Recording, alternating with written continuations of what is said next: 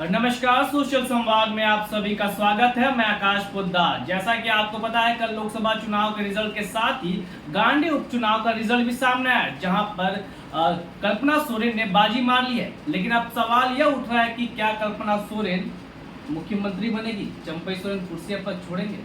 देखिए, तो चुनाव के दौरान ही बीजेपी और निशिकांत दुबे इस मुद्दे को हटाते रहे। देखिए, कल्पना सोरेन इसीलिए उपचुनाव लड़ रही है कि 4 महीने के लिए बस मुख्यमंत्री चंपई सोरेन मुख्यमंत्री, इसके बाद उन्हें हटा दिया जाएगा। लेकिन लगातार जेएमएम इस बात को क्लियर करते रहा है कि भाई देखिए, चंपई सोरेन ही चुनाव तक मुख्यमंत्री रहेंगे और आगे जो है जो भी हो। लेकिन हमें लगता है कि जेएमएम इस तरह की अभी फिलहाल जो स्थिति में है वो एक नहीं करेगी। और ये बात आप इस बात से इनकार भी नहीं कर सकते कि कल्पना सोरेन एक मुख्यमंत्री की चेहरा के रूप में तभी बहुत पहले ही प्लानिंग किया गया कि वहाँ से जो विधायक थे उनको जो है इस्तीफा दिया गया, सरफराज अहमद को उन्हें राज्यसभा भेजा गया और उनके लिए सीट बाकायदा खाली किया गया और उपचुनाव कराया गया। तो कहीं ना कहीं जेएमएम के अंदर ये रणनीति होगी, तभी ये सारी कुछ प्लानिंग करके किया गया। अब सवाल है कि जेएमएम क्या इतनी जल्दीबाजी करेगी।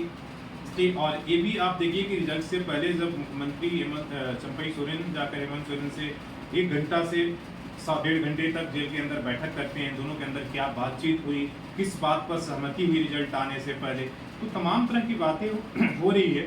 और इसके लिए हमें लगता है कि कुछ दिन 1-2 दिन और इंतजार करना होगा कि क्या कुछ डिसीजन होता है। लेकिन हमें लगता है कि जेएमएम को इतनी जल्दीबाजी नहीं करना चाहिए, इसलिए सामने विधानसभा चुनाव है। अगर वो जल्दीबाजी करती है तो हो सकता है कि इसका फायदा बीजेपी को मिलने वाला है।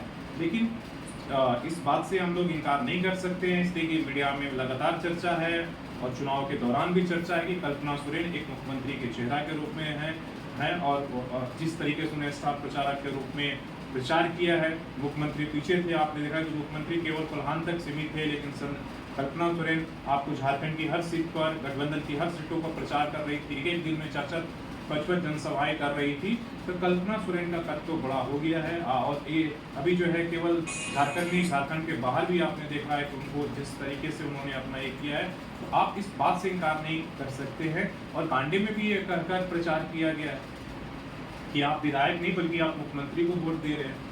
तो और इसीलिए वहाँ पर आप देखिए कि जिस तरीके से उनकी जीत हुई है, हालांकि बहुत ज़्यादा नहीं, 26,000 वोटों से 27,000 वोटों से जीत हुई है, लेकिन विधानसभा के लिए ये जीत और पहली बार की जीत रही है, वो बड़ी बात है। इस बात से भी इनकार फिलहाल नहीं किया जा सकता।